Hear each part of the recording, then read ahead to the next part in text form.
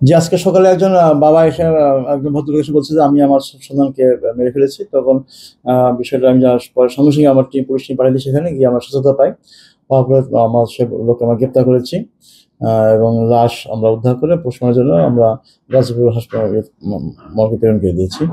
তো বিষয়টা হলো গিয়ে আমরা যতদূর জানতে পারলাম যে এই ছেলেটা ৫-৭ বছর আগে বিদেশে ছিল। বিদেশ থেকে আসার পরে সে মাদকাসক্ত আসক্ত হয়। হওয়ার পর তাকে রিহাব করে, রিহাব করার পর সুস্থ হয়। হওয়ার পর সে আবার বিদেশ চলে যায়।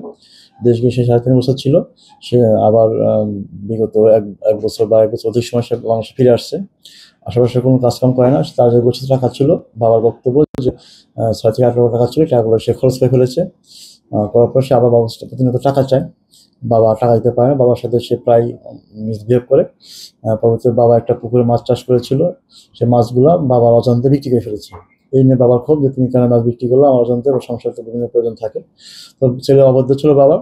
তো গতকালকে বিকালে তার ১১টা গরু আছে সে বলল, দেশি গরু। সেই গরুগুলোকে লাঠি দিয়ে তার ছেলে প্রচণ্ড প্রহার করছিল।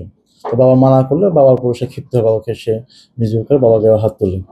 তো এর প্রেক্ষিতে বাবা তখন তার রাগে ক্ষোভে দুঃখে গত রাত ৩টার সময় ঘুমন্ত অবস্থায় তার ছেলেকে বসে দিয়ে আঘাত করে হত্যা করে।